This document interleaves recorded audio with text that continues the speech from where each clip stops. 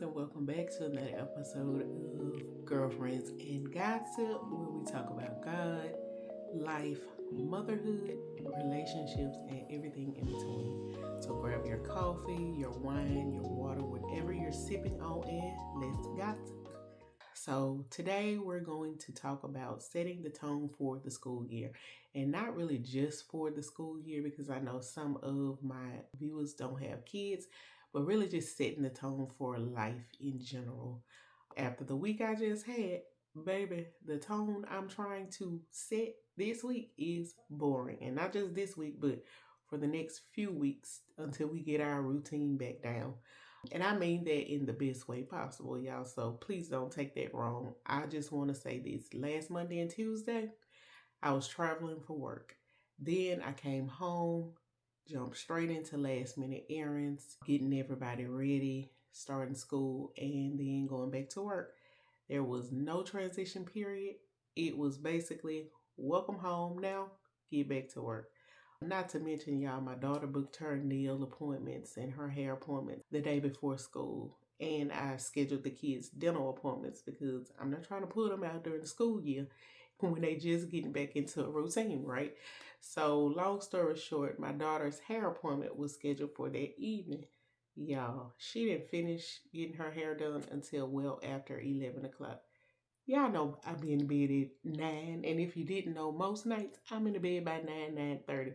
I think I probably stayed up a little later over the summertime just because I didn't have to get up as early. But knowing now I'm going back to my 4:45 a.m. workouts, child, at 9 o'clock, it's lights out up in here.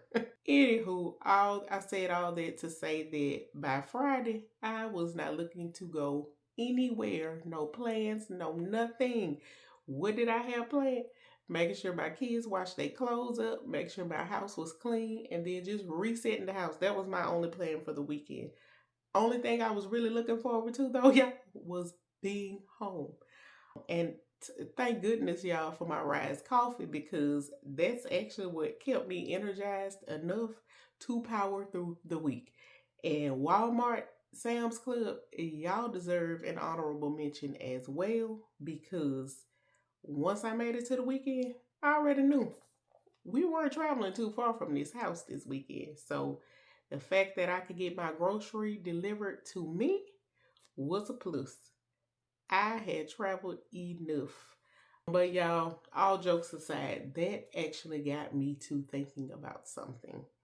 There's actually something really comforting about getting back to a boring routine where we wake up, I exercise, get them dressed for school, get myself ready for work, come home in the afternoons, we eat dinner, they take baths, I'm helping with homework, we're prepping for the next day, then bed for them, and repeat 5 days a week. That's the routine. And to me, that's because boring sometimes doesn't mean that nothing is happening. It really means that my systems are working. And if you know me, that's something that I'm really passionate about. My whole platform is about creating systems that make motherhood and life just easier, right? Setting up routines and systems for me represent the muscle behind this machine. They do all the heavy lifting for us during the school year. I say that because I want to encourage you as well to build some of these systems into your daily routine as well so that you don't start off September exhausted. You got 3 weeks, 4 weeks left in August. Let's iron out these routines right now. I'm real big on these routines and systems because if I personally have to remember every single thing that keeps my house functioning, y'all, that means I don't have a system and I'd be stressed out. So let's gossip about it. The first thing I want to talk about is can we just normalize boring? I feel like all the things that are fun, summer, vacation, sleeping in later, not knowing what day it is during the summertime, fun for a little while, y'all. But eventually, I start craving predictability again. And I don't know about you, but there's just something peaceful in knowing this is when we wake up, this is when everybody leaves, this is when we eat. I know what we're going to eat instead of winging it. Plus, y'all, it saves my budget and I'm not overspending. But we'll talk about that another time. This is when everybody's going to bed.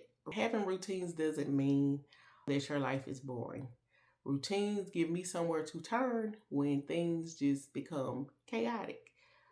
And as a working mother, I don't want to keep carrying around every personal detail about what my house needs in my brain. I have enough to think about. So, y'all, this school year for me, I want schedules and systems doing all the work yet again.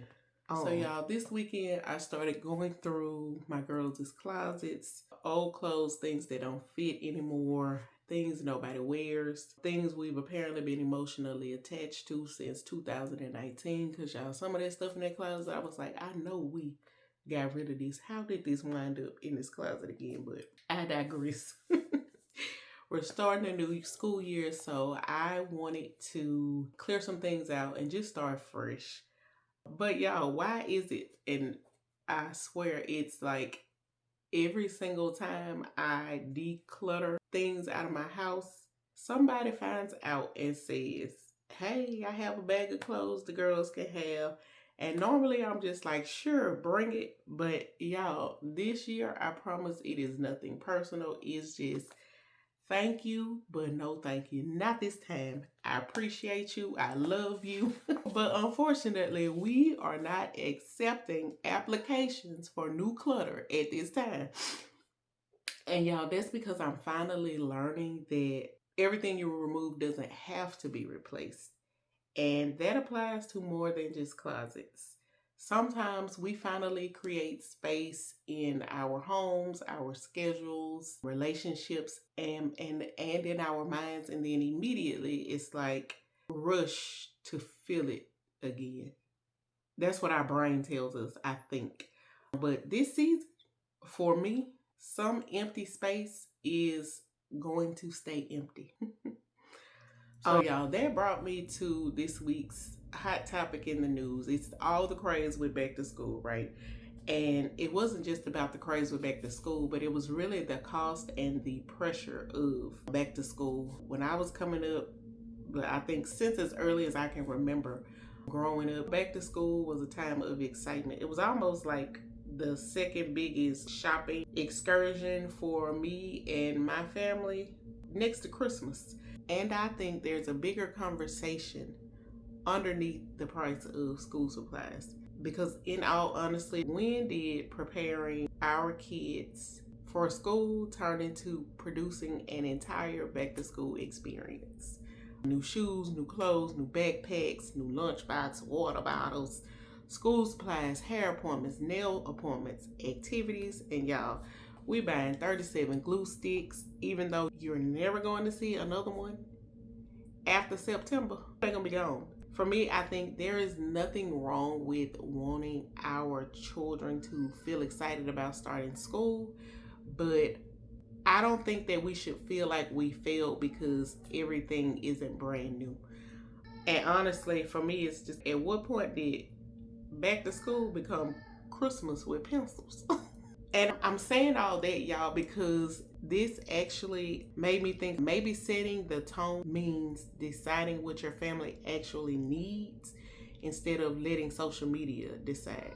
And I say that because I went in my closet. I told y'all I decluttered my kids' closet. Y'all, they had uniforms that I completely forgot that I had bought just because I always do a reset halfway between the school year because those school pants, they just ain't lasting like they used to. The ones that we buy always shrink up, so my kids out here looking like Flood and Floyd and High Water Salad. They just be a mess. But what I did last year is I ended up having to buy bigger skirts because they started shrinking, child.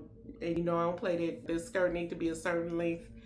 And then the pants started looking like capri pants. And I don't know about y'all. Y'all might love capri pants, but I hate them. Always have. Never did like a capri pant. I don't even know why we were wearing those little capri pants, but to each his own. That's just my little 2 cents. If that's your thing, honey, I love that for you. But I can't stand no capri pants. So I think that's why it's just I could have kicked my own self in the behind because I'm like, if I had looked through this stuff prior to buying a lot of that stuff, I could have saved at least another $200 or $300 on back to school shopping. So For me, I think it's just realizing back to school doesn't have to be this production. Most of the time, sure, the reason why I buy some stuff is because the kids have grown out of it, but I am now going to move into the season where if that stuff still fits and it is usable, that's what y'all gonna be starting school in from here on out. That might not work for you, but that's what it's gonna be over here. And y'all, another big back to school reset in my home is technology. We, like, my summer rules and my school time rules are definitely not the same, nor will they ever be the same. And that's because I can't be laying in my bed at night hearing somebody arguing with another child on Roblox when everybody has school tomorrow. And y'all think I be joking, but it's like in my mind, listening to my kids on Roblox sometimes, I'm just like, who are you talking to? These people didn't allow their kids to be on Roblox, to be sitting around here being talked to reckless by you, my child. And I'ma check that every single time. No ma'am, no ham, no sir. You will not be talking to people's children like that, because I don't want anybody talking to you like that. Why is everything so intense? But seriously, y'all, this is a good time to reset bedtimes, devices, screen times, homework expectations, morning routines, because children aren't automatically born knowing how to regulate technology. That's something that we have to teach them. And I'm gonna be honest, plenty of adults don't know how to regulate technology. So part of setting the tone in my household right now is establishing those boundaries before everybody gets comfortable with these bad habits. Bring it to me. Bring your tablet to me. Let me help you out. Yes, Evelyn, come here. I'm in the Zen room. Come here. And y'all, in not holding ourselves to these quote unquote social media standards about back to school and what it should look like, and I'm gonna say this was even before social media, where kids felt like they needed all these things. Mothers, we don't have to be super mom. Let me say that again for the mothers in the back. Mother, we do not have to be super mom. And I'm saying that right now, especially during these first few weeks of school. We don't have to start this school year auditioning for Supermom. The lunches don't have to look like a Pinterest ad. The house doesn't have to stay spotless. You don't have to cook elaborate meals 7 nights a week. And this the one right here. Those kids don't need 17 extracurricular activities. And lastly, everybody doesn't need to look like they're starring in a Target back to school commercial. I said it there. Feel how you want to feel, y'all. I am really trying to decondition myself to a lot of these things, because it's almost like an aesthetic of living a good life. And I'll be honest, when I was trying to live that aesthetic, I was burnt out, tired. Sure, I have routines down, but that kind of stuff hurts your pockets. It blows your budget. And y'all know I got 4 kids, right? I can't be out here trying to fake the funk for nobody. Because at the end of the day, and I'm going to say this, the most important thing I ever heard my parents say was, you should always have enough money in your pockets to be able to go and purchase yourself a steak dinner.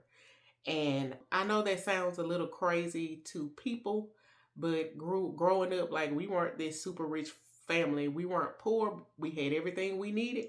But that standard of how I budget and how I handle my financial responsibilities these days, it always just goes back to that statement. And what that meant for them was, I don't want to be so busy out here, new car, new house, new that. And then I come home to an empty refrigerator. I can't feed myself. I'm coming home to water turned off. I can't take a bath. It's almost like I don't ever want to put on to that point to where I can't sustain my basic needs, which is food, shelter, clothes, right? But back to what I was saying about auditioning for Supermom. If you ask yourself this question, the way you're going, the routines that you're setting, a short goal is to say, can I sustain this until October? If the answer is no, child, cut it. That song, cut it.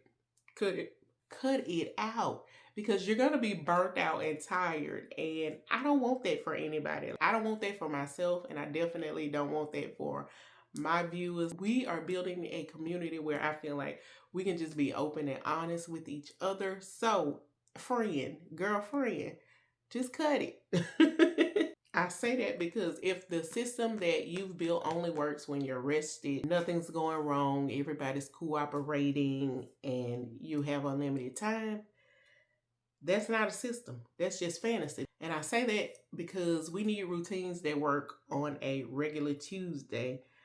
We need systems that still function when work gets busy, when somebody forgets something, when somebody gets sick, when you get tired, when I get tired, and most importantly, when life starts lifing. So I feel like I've taken up enough of your time today. I'll close by saying this, right?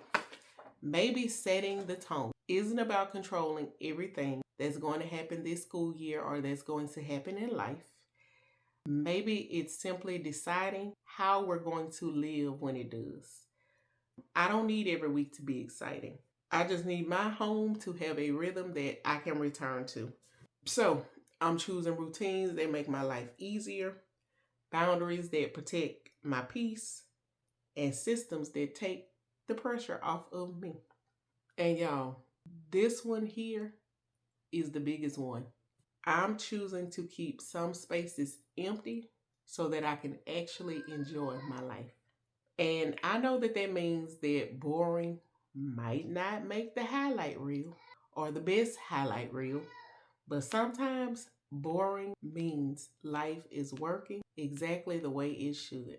And for me, that's enough. That's why I'm taking that into this week and this school year. Thank you for spending a little bit of your time with me, and I do hope that you have a wonderful and awesome week. I will see you all back here again on next week. Less chaos, more chemistry.